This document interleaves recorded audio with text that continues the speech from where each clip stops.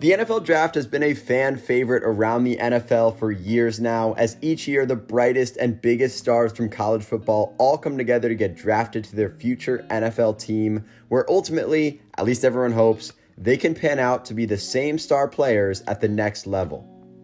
The draft is a time of hope for all franchises, a time where even the worst ones, I'm looking at you, Lions, Jaguars, and Browns fans, for a moment have a glimpse of hope. But what if I told you we shouldn't be so hopeful? What if I told you, after seeing hundreds of prospects come through and never live up to expectations, we all should come to realize that the NFL draft is a scam? Hello everyone, and welcome back to another Hard Count podcast. And real quick, before we get in the video, I just want to remind you guys to hit that subscribe button, as it would really mean a lot to me. So thank you guys for that, and without further ado, let's get right into the video. Now, with the 2022 draft coming up and the hype starting to build around the top prospects in the draft, I thought it'd be fitting to make a video and talk about whether or not the draft is really worth all of this hype. The NFL community has built this aura around the NFL draft, and specifically first-round picks, as if they're the most important thing in the NFL. So much so that the Broncos just traded two of them alongside two second-round picks for a perennial elite quarterback in Russell Wilson, and some people said it was too much to give up. So much so that 3 first-round picks became enough to trade for Deshaun Watson, who's an elite quarterback and is only 26 years old. So, the ultimate question here is, are these early picks really worth all the hype that they get? And I think the best way to find out is by going through the history of the early picks in the draft and taking a look at who lived up to expectations and who didn't. So let's go through the drafts from 2013 and look at the top 10 picks from each. And remember, these are the top 10 picks in the draft. These are the top 10 players in each draft. So they are the best of the best. So when looking at them, I'm going to label them as green, which is good. These are the players that met or exceeded expectations. These are the hits I would consider in the top 10. Yellow, they're kind of the average players. They maybe started for multiple years. Maybe wasn't exactly what you would have hoped for, but definitely was solid. And then red is a complete bust. Someone who just never at all lived up to expectations, which it's a top 10 pick. Come on, that can't happen that often, right? Well, starting in 2013, let's look at the top 10 picks. Eric Fisher, Luke Joeckel, Dion Jordan, Lane Johnson, Ezekiel Ansah, Barkevious Mingo, Jonathan Cooper, Tavon Austin, Dee Milner, and Chase Warmwick. What do you have? Maybe one player that really exceeded or met expectations in Lane Johnson?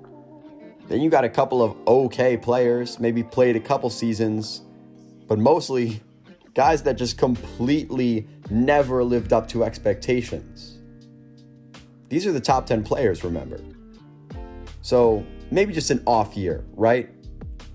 Well, let's look at the 2014 draft, the next year. The top 10 picks were Jadeveon Clowney, Greg Robinson, Blake Bortles, Sammy Watkins, Khalil Mack, Jake Matthews, Mike Evans, Justin Gilbert, Anthony Barr, and Eric Ebron. Okay, a little better, right? A little better. But remember, these are the top 10 picks. These are the guys that are franchise changing. Are any of these guys really franchise changing?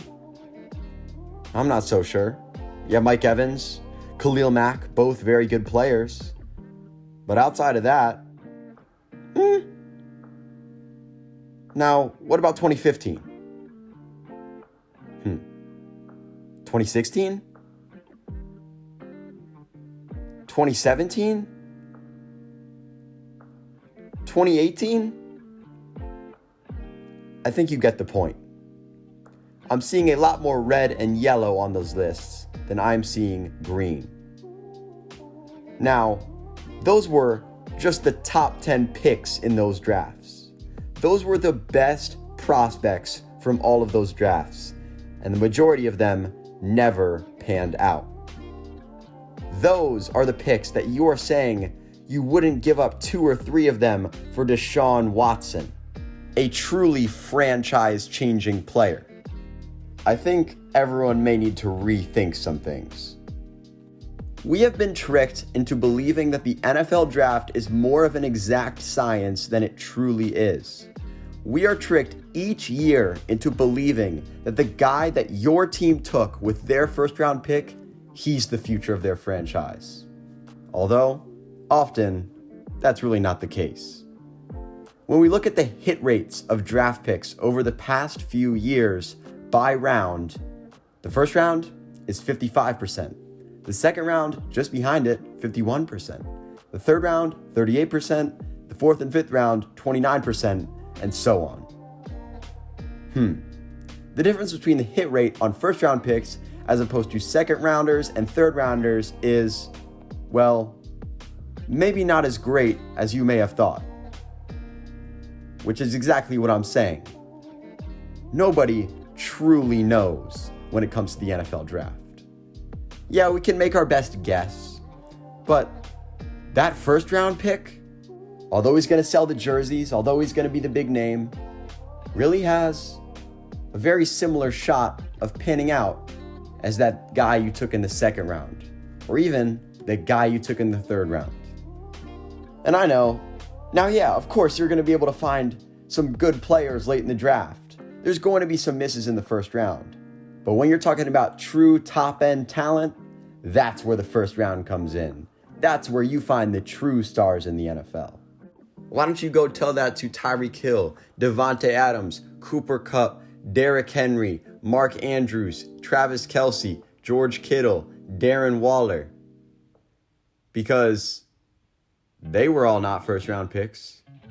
You can find top talent all throughout the draft. It's not just in the first few picks. There is no guarantee at any point in the draft. It's more random than any of us would like to believe. Why do you think the Rams did what they did and had so much success with it? It's because a Jalen Ramsey, an Odell Beckham Jr., a Matthew Stafford are worth so much more than some guy you hope is good coming out of college. The Rams went out and threw away their early picks to teams who took the bait, and they went out and won a Super Bowl and could very well win another one this year. Trading early draft picks to get star players is worth it in the NFL, because the truth is, at the end of the day, and what the NFL doesn't want you to know is that defensive end you took out of Alabama with the 18th pick in the draft is no guarantee. And there's a good chance you won't even remember his name in 5 years. You won't forget the name of Odell. You won't forget Deshaun Watson. You won't forget Russell Wilson. Because those guys are sure things. Those guys are proven. The NFL draft is built on the blinding nature of hope. The idea that some kid, some hometown hero, is going to come in and save the day. Change the franchise. That one kid is someone, something that you cannot find anywhere else. But really, the truth is that nobody really knows. Together as a community, we need to look around the league and see player after player fail to live up to expectations and come to the realization that the NFL draft is a scam.